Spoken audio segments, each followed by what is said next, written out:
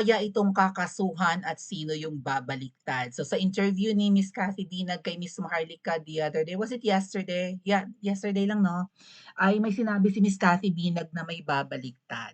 Aba teka muna, si Jollibee ba ang babaliktad? Oh, Jollibee nanonood ka na? Sumisilip ka ba dito? Oy, ang mga kulto ni Jollibee, yung mahilig manulisit diyan na grupo, na kung todo batikos sa Pokemon, kung todo batikos sa pera ng mga pulitiko, mukha rin naman kayong pera, tigilan niyo kami. Diyos ko. Minsan talaga ang sugapa galit sa kapwa sugapa, tama? Ah, so may mga nakita akong posts mga ate at kuya and, I think isa sa mga puwedeng sampahan ng kaso kasi sabi ko nga, sumobra ang kabastusan ng bibig. Hindi hindi ganyan ang Duterte supporter mga ate at kuya, red flag 'yan. Matuto kayong maka-detect ng red flags, alright? Hindi ganyan ang Duterte supporters. Hindi ganyan kabalahura kung totoong kapwa natin 'yan Duterte supporters, alright? Eh, kung magmura, tangina mo, Diyos ko, magkadugtong pa, negative word tapos may Diyos ko, poke nang, sira ulo. Walang walang sabi ko nga walang mabuting kaibigan yang isang 'yan na nag-a-advice na mali ang kanyang behavior, alright? So, hold on. Hindi ganyan, hindi kami ganyan, right? Yung isang balahura na maka-Duterte noon nandun na ngayon kay Marcos Jr., yung kalbo na taga Baguio na balahura ang bibig, kilala niyo? 'Di ba ano rin yun, Duterte-Duterte kunwari. Oh, grabe malutong magmura din yun, right? Pero nandun kay Marcos Jr., yung babaeng ipis, yung isang ensaymada vlogger na umaway-away sa akin na hindi naman sumikat yata at lalo na nagtatabaan talaga sila hayahayang buhay ano. Mukhang nananamasa ng bongga, namamatikaan ng bongga 'no. Yung isang babaeng ipis na umaway-away sa akin na balahura ang bibig, taga Bulacan din, kababayan ng isa pa ring balahurang 'yan na mukhang kakasuhan, Miss Cathy Binag. Andun din, Marcos supporter. So, yang mga ganyang kabalahura ang bibig, tayo bilang Duterte supporters hindi tayo ganyan mga tetkuye, tama? Dahil kaya nga tayo sumusuporta kay PRRD dahil mabuting tao yun, mabuting leader, ibig sabihin mabubuting tao tayo. Bakit ang isang ito grabe kabalahura ang bibig. So sa kabalahura ng kanyang bunganga ay karapat-dapat naman talagang masampahan ng kaso yan. Alright? So, oo nga pala, thank you rin pala kay Mark Lopez sa kanyang pahabol na pakulay sa ating premiere video few days ago. Ano po? Shout out Mark Lopez. Ayan. Alright. So etong post ni Edwin Hamora, ni Mahal na Reyna na pinanggigigilan nila ngayon. Dati ako lang ang kinukuyog-kuyog nila 'no, mag-isa lang akyats, kawawa ang beauty ko noon, right? Kawawa ang aking beautification, right? Isa laban sa tanan, tanan-tanan. Ka 'Di ba? Ikaw na jud sa tanan-tanan. Ba ako lahat ay ako ang atake, nag-iisa ako noon. Na binabalahura. Well, kasama rin si Van Ibiernas at saka si Miss Maricar ano. But ngayon po yan na si Mahal na Reyna, si Miss Maharlika, Kati Binag, oh. Kaso mo hindi naman dapat pinalalagpas yung mga gantong balahura ang bibig. Sabi ni Mahal na Reyna, "Dear Kati Binag, tuluyan mo na or tuluyan mo ng kasuhan. Promise, sasambahin ka ng Reyna every other day." Every other day? May kilala akong page na may pa every other day. Ang kaligayahan. Ang kaligayahan ay nasa sa'yo. Every other day ay may condom na may tubig. Kilala niyo yun?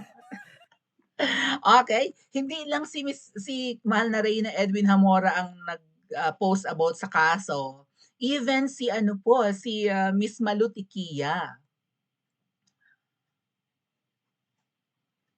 Isa ring known Duterte supporter, huwag hamunin si Cathy Binag kung ayaw mong makasuhan ka. Okay, ah, hindi naman ako full na maka-Cathy Binag, pero sa bangayan na ito, between mga balahurang vloggers kasi yang sina Jollibee, kilala si Jollibee? Jollibee yung bida-bida. yung balahura ang bibig, palamura, no, ang lutong magmura, parang feeling niya mas mataas pa siya kay PRRD sa lutong magmura. Yun yung branding niya eh, alright? So, tapang-tapangan, sumisikat siya sa gayon eh. Kaya lang syempre, pero ang pinagtataka ko, hindi na siya kasama sa kinasuhan ni Sisa Virus, di ba? 12 yun sila, naging 6 na lang, na-eliminate talaga, talagang may process of elimination na naganap. Ba't kaya hindi na siya kinasuhan ni Sisa Virus, no? Balahura ang bibig niyan. So, Miss Cathy Binag, kasuhan mo. Tapos may kaibigan din yan na nanghipo, di ba? Nakita ko may kaso yun eh. Guilty of alarms and scandal. Yung kaibigan niyang mukhang sanggano na pinklawan. Right? Naakla ba yun? Nurse daw yun eh. Nanghipo daw dito sa Middle East. Sa Dubai din? Dubai din? Nanghipo daw yun. So, guilty of alarms and scandal. Taga-Naga. Tapos nakita ko may picture, pink na pink. Si Lenny raw ang ibinoto. Alam niyo mga kababayan, simple lang yan eh. I don't think na mabilis magbabago ang ihip ng hangin ng isang kakamping na natalo lang si Lugaw noong 2022, naging Duterte supporter na sila. Kilala nyo? Ayun, may nagbigay na ng initials. Akla yan siya. May picture yun ng naka-pink, right? Tapos may mga pa-radyo-radyo, may pa-ID-ID pa, di ko alam kung media ba yan or maybe mataas ang posisyon sa mga rally ni Lugaw. Kasi mukhang sumama sa kampanyahan ni BFF Lugaw ko noong 2022. Di ba 2022 lang naman naging pink ang mga dilaw eh.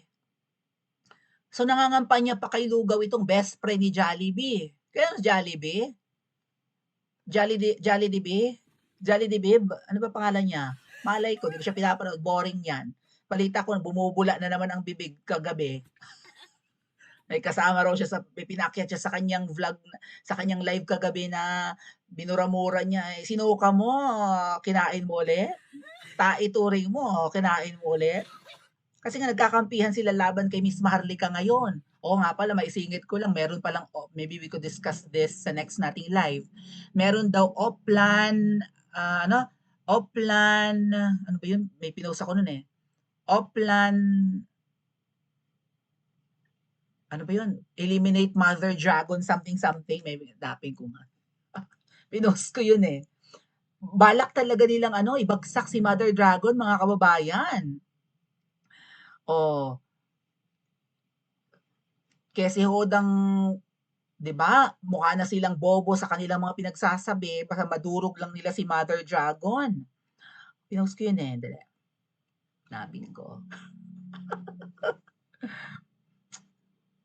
Oplan Destroy Mother Dragon. Kung di pa kayo nakafollow sa Maui Spencer page ko sa Facebook, please do so. Oplan Destroy Mother Dragon pala. Kaya nagkakaisa yung dalawa kagabi sa kanilang live. Birds of the same feather match. Hello. Yun lang naman yung pwede nating maisip, di ba? So, ayun nga, mukhang kakasuhan talaga to ni Miss Cathy. Miss Cathy Binag, turuan mo ng leksyon. Ang problema kasi sa mga yan, kini-question nila yung credibility ni Miss Cathy Binag as whistleblower. At di ba, saksi sa paggamit ng pulvuro ng mag-asawang adik. Doon pa lang mga kababayan, dapat gigil na ang taong bayan eh. Hindi tayo dapat, kayo lalo dyan sa Pilipinas, hindi kayo dapat pinamumunuan ng adik. Sumakay ka nga lang ng bus, tapos ang driver adik, even jeep, even tricycle. Kung adik ang nagda-drive, kabado ka. Baka mamaya, di ba, atakihin ng ting-aling, hold upin ka pa. O kaya gahasain ka. Wala sa tamang katinuan. Tapos pagtatsagaan nyo hanggang 2028, kasi ganyan naman pinagsasabi ng double agents, ng mga peking Duterte supporters at mga duwag. Ha? Ang totoong laban daw ay sa 2020. Sige, ipagmamaneho kayo ng kapitan ng bangka. Maglalayag kayo sa masalimuot na karagatan at ang kapitan ng bangkang sinasakyan ninyo, bangka as in literal, no, sa etymology ng word na country, ang bangka ay root word ng bansa, balsa, bansa. ang nagtitimo ng inyong kapitan ng bangka or bansa nyo dyan ay Nyodik.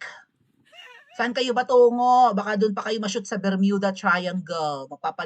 Lulubog ang bangka kung Nyodik ang nagtitimon or kapitan. Gets? O yun ang sabi ng mga double agents, ang totoong laban sa 2028, pagtiyagaan natin ang adik hanggang 2028. Right? Saksi si Miss Cathy Binag.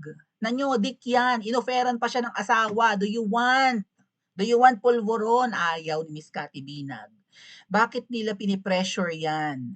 Baka nga siguro may utos. Ilabas daw yung flash drive, yung USB flash drive, kung saan nakasave yung kung ano mang panlaban ni Miss Cathy Binag sakaling atakihin siya. 'Di ba? Or durug-durugin or pilayan or resbakan ng mga adik. Kaya nga yung dalawa, si Miss Cathy Binag tsaka si Attorney Glenn Chong, hindi sinasampahan ng kaso. Sina Miss Maharlika may mga tanim kaso, tama? Kung sino-sino pang si Spoke Sari Roque may tanim kaso. Kung sino-sino may tanim kaso. Si Miss Cathy Binag, not because I'm defending her, alalahanin niyo kinampihan ni Cathy Binag yang Jollibee Bida-Bida nung inaway ako niya nung December. Hindi sa akin kumampi si Miss Cathy Binag. Right? Napanood niyo yan. Siya yung kinampihan. Kapwa babae kasi. And hindi pinakinggan ni Miss Cathy Binag ang side ko. Marami pa rin sa inyo ang walang tiwala kay Miss Cathy Binag. I get it. Okay? Not defending her, but ayun nga, Cathy Binag at Attorney Glenn Chong, mga whistleblowers pareho na nakasama yung mag-asawang yan, pero hindi makasukasuhan. Kasi may pinanghahawakan silang mga alas. At yung flash drive na yun ay hindi para ilabas ni Miss Cathy Binag sa maling panahon. Alright? Actually, may maglalabas niyan. Merong kilalang tao na maglalabas ng flash drive na may basbas ni Miss Cathy Binag. Pero hindi pa ngayon ang tamang panahon. Okay? Kapag may matinding hakbang na ginawa, baka lumabas yan. We understand no, na pinipressure nila si Miss Cathy Binag kasi humantong na nga sa pagpapakulong kay Pangulong Duterte but ayaw pa niyang ilabas. Siyempre para yun sa sarili niya, protection niya yun eh. Okay? Pag may ginawa, pag hinaras siya, halimbawa pinatambangan siya or whatever, kinasuhan siya, ilalabas niya yun. Kaya hindi siya makasukasuhan. Tapos pinipressure ng mga balahura ang bibig na ito si Miss Cathy Binag. Kung ano-ano na rin yung pagbumura at pang-aataking ginagawa. I want you to listen to this video mga kababayan sa interview niya with Miss Maharlika. Kasi binanggit niya dito may babaliktad at kayo na po ang sumagot kung sino sa tingin ninyo, okay? Sa mga nagsasabi, kine-question ang aking yung testimony ko. So para niyo na rin sinabing sinungaling si PRRD na That's sinabi true. niyang aadik Yeah. sila? Kasi ako nagpapatotoo eh. So Yeah. ganun yun eh. Tapos sabi, wag mong gamitin si Per. No. Kasi doon nagumpisa yun eh. Si PRRD ang unang lumabas bago si Cathy Yes. Binag. Exactly. Diba? So, yun yun. So, tingnan niyo ho yung anggulong yun. Wag ho kayong lumigaw. Bakit ho, yung mga yan, ang target is ako na at ginagawa na nila akong masamang tao. Meron Well, akong bayad dyan. may So, wag bayad niyo na na ho yan. yung i-follow. Wag na kayong maniwala sa mga yan. Kasi kung Bro, ako ho, i-follow. gusto nilang pasamain, 2028, mabilis lang. Yan. Maniwala kayo. May babaliktad. Ako Yeah. nagsasabi sa inyo, babaliktad talaga. I'm Hindi, telling you. malalaman na natin. Ngayon pa lang bumabaliktad na. Bakit imbis Kitang-kita na na to. atakihan nila si Marcos Oo. na dahilan ng pag-kidnap at ikaw nga eyewitness, si Pangulong Duterte nga ang unang naglabas, then ako in-expose ko yung, ano tawag din, yung pre-op tsaka authority to op ni Agent Morales. Kasi ako rin ang nag-expose kay Agent Morales sa Yung ano, kanyang, Ideya Leaks. you know, then lumabas ka nga. So it's like saying na hindi sila naniniwala kay PRRD, hindi sila naniniwala kay Agent Morales na nagbubuwis ng buhay, hindi sila naniniwala sa iyo. Wag na lang sa akin kasi very personal yung galit nila dahil nahubaran ko sila. At hindi naman kailangan na maniwala sila sa akin dahil yung mga utak nila nilulumot. Dahil pagbayad ka talaga, kahit yung tama ay imamali mo. So the point here, sarado ang utak. Sarado utak. So kung gusto nilang i-discredit ka na hindi totoo ang sinasabi mo bilang eyewitness, you're right. na so ibig sabihin sinungaling ang PRRD? Sino pinoprotektahan nila? Si Amy, si Bangag, o si Mm. Lisa Tanas?